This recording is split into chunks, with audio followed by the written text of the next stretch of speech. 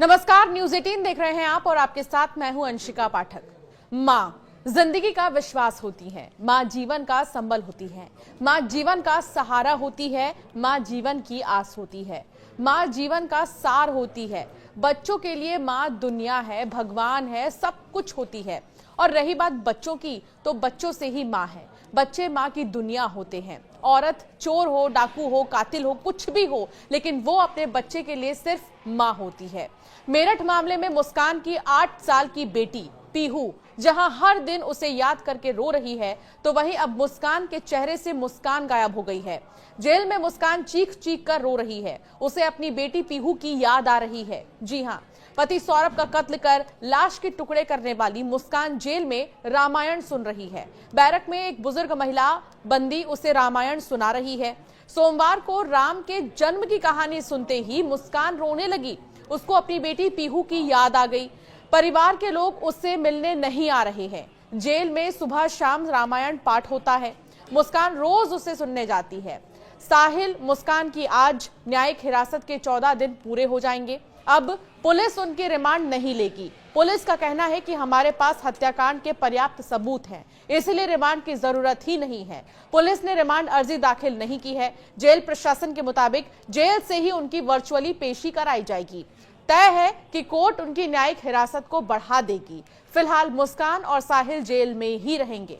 रविवार को सांसद अरुण गोविल जेल में आए थे। उन्होंने बंदियों को रामायण दी थी। मुस्कान ने भी रामायण ली, मगर वो रामायण पढ़ नहीं पा रही है क्योंकि उसकी एजुकेशन क्लास 9 तक की ही है और रामायण क्योंकि अवधि में लिखी होती है तो उसे और भी ज्यादा मुश्किलें हो रही हैं। वो सामान्य हिंदी तो पढ़ लेती है लेकिन चौपाइयां नहीं पढ़ पाती है, इसीलिए वो अपनी बैरक में मौजूद एक बुजुर्ग महिला से रामायण सुन रही है। इसके अलावा जेल में हर रोज रामायण पाठ होता है। मुस्कान वहां जाकर रामायण सुनती है। तो वहीं जेल सूत्रों के अनुसार जेल में मुस्कान को दूसरी बंदी महिला ने रामायण का बालकांड सुनाया। इसमें जैसे ही राम जन्म की कहानी आई, उसे सुनकर मुस्कान अपनी बेटी को याद करने लगी और चीख चीख कर रोने लगी।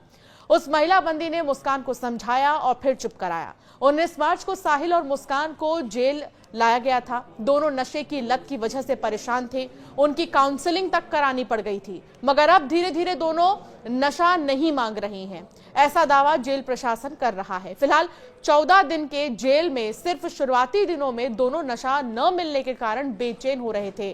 खाना नहीं खा रहे थे, सो नहीं रहे थे ठीक से और करवटें बदल रहे थे।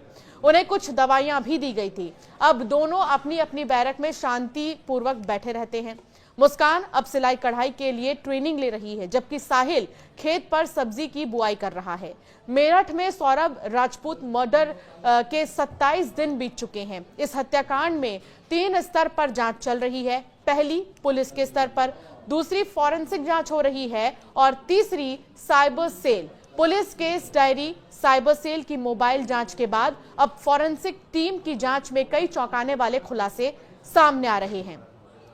एक तरफ जहां मुस्कान को अपनी गलती का पश्चाताप है, तो दूसरी तरफ अब मुस्कान रामायण सुनकर अपने किए पाप का प्रायश्चित करना चाह रही है। प्रायश्चित का अर्थ क्या होता है? मन, बुद्धि और कर्मों का शुद्धिकरण ही प्रायश्चित है।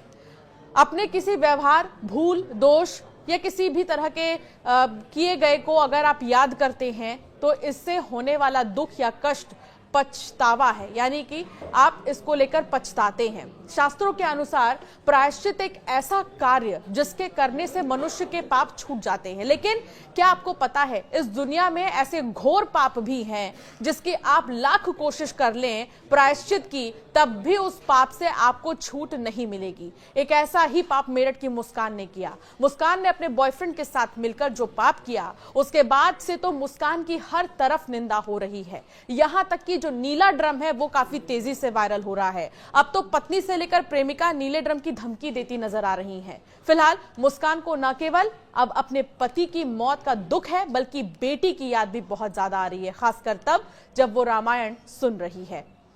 आपका क्या मानना है इस वीडियो पर? जरूर हमें कमेंट कर बताएं और ऐसे कई वीडियोस के लिए हमें सब्सक्राइब करना ना भूलें।